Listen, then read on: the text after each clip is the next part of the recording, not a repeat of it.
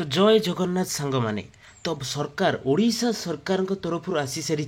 शिशु बाटिकार नुआ निजुक्ति शिशु सेविका निजुक्ति 2025 आसी सारी नुआ पदवी सृष्टि हो सारी सांग माने तो 45,000 तुमर नुआ जॉब क्रिएट हो सारी तो केमिति अप्लाई करेंगे केते दरमा लगे केबेठू अप्लाई आरंभ हेबो एवं तुमर कौन कौन सब डॉक्यूमेंट लगे एवं योग्यता केते ता सहित सैलरी केते मिलेबो एवं समस्त डिटेल्स आम ये वीडियो देखा तो जो मैंने भी नुआ अच्छे चैनल समस्ते चैनल को सब्सक्राइब करनी एवं टेलीग्राम चैनल लिंक अच्छी डिस्क्रिप्शन में समस्ते सेठारु जाई जॉइन हो जातु एवं कमेंट करने एवं सांगसाथी मानक शेयर करदे देखि नियंतु आसिला शिशु सेविका नियुक्ति 2025 शिशु बाटिकार नियुक्त हेबे शिशु सेविका गुणात्मक हेबो प्राक प्राथमिक पाठपढ़ा क्यों मानक प्राक प्राथमिक क्यों मानक पढ़ा जिवो एवं कौन कौन सब दायित्व दिया जिवो ता सहित केपरि अप्लाई करिवे एवं तुमर कौन सब प्रोसीजर रहिबो ऑफिशियल नोटिस कौन चलो देखिबा संपूर्ण ए वीडियो रे ठीक अछि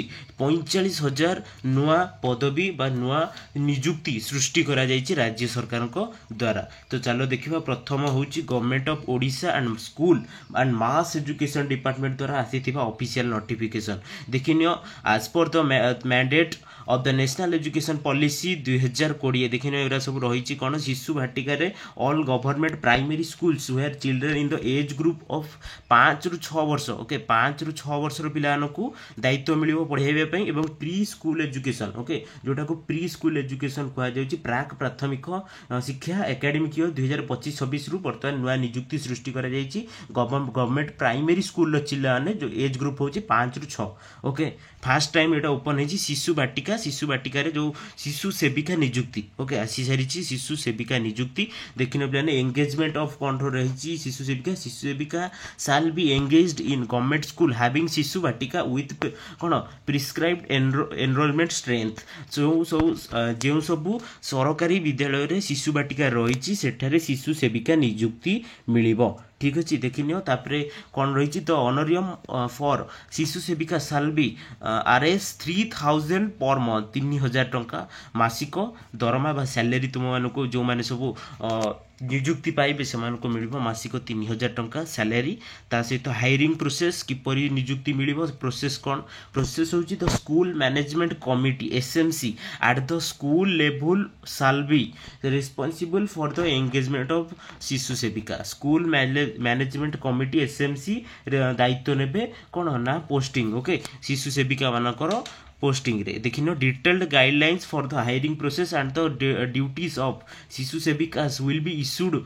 separately by Odisha school education programme authority OSEPA द्वारा एटा सेपरेट जोटा होची guideline detailed guideline hiring process में एटा दिया जिवो जेतले आसीबो ऑफिशियल नोटिफिकेशन आमे निहाती आलोचना करिबा ए वीडियो रे जो माने भी नुआ अछंती समस्त चैनल को सब्सक्राइब करनियंतु देखिने प्लाने कौन कौन सब काम रहइबो आमे मध्ये देखिबा एटा होची ऑफिशियल इन्फॉर्मेशन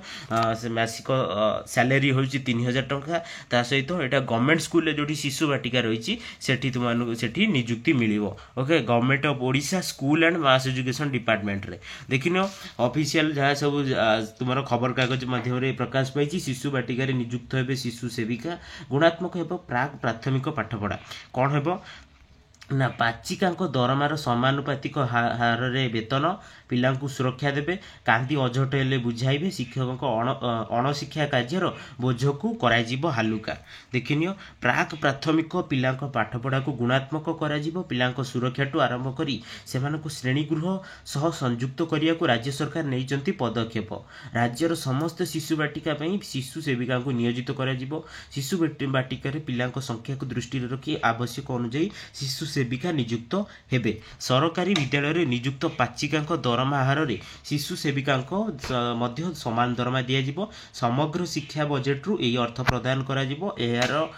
एपरि निष्पत्ति नैचंती मुख्यमंत्री मोहन चरण माझी एही शिशु सेविका श्रेणी गृह रे छोट पिला जत्न नेबे शिक्षक ऊपर एही दायित्व रहिले शिक्षा कार्य व्याहत हेउथिबारु शिशु सेविका एथिपा नियुक्ति दिया जिवो फल शिक्षक ऊपर रहुतबा अणशिक्षा कार्यर बोझ हालुका हेबार सहायक हेबो एहाद्वारा प्राक प्राथमिक शिक्षार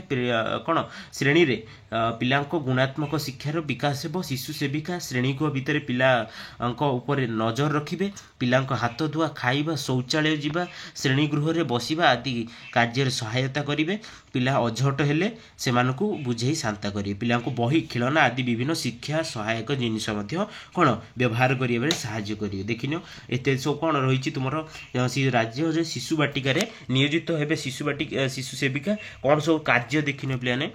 कौन ना पिलांको जत्न नेबा सह सहायता करिवे शिशु सेविका। पिलांको हाथ धुआ, खाइबा, टॉयलेट जीवारे सहयोग करिवे। पिला कांदिले किंबा अझटेले सेमानकु बुझाइबे। पिलांको बही, खेलना आदि विभिन्न सहायक जिनिस जोगाइबे। पिला कोनोसी कारण असुस्थ हेले शिक्षकंकु जणाइबे। प्रत्येक दिन पिलांको दिन केमिति कटिला नोट प्रस्तुत करिवे। पेचिका मानक समानुपातिक हार रे दरमा पाइबे शिशु सेविका। शिक्षकंक उपरु अणशिक्षा कार्य हल्का करियाकु लक्ष्य। एटा होची ऑफिशियल इन्फॉर्मेशन। एवं किपरि प्रोसेसिंग तुमर स्कूल मैनेजमेंट कमिटी एटा करिवो होची नियुक्ति। ता सहित एटा तुमर सेप्टेम्बर रु अक्टोबर मध्य रे एटा तुमर आरंभ होई जिवो अप्लाई प्रोसेस आरंभ होई जिवो। अन्य जहा सब कोन रहिची तथ्य बा डिटेल्स इनफॉरमेशन आसिले मध्य दिया जिवो। तेणु करी जो माने भी नुआ अछंती चैनल को सब्सक्राइब करी टेलीग्राम चैनल जॉइन हंतु एवं वीडियो टी को लाइक करी सांग साथी मानक पाखु को शेयर कर दियंतु। धन्यवाद।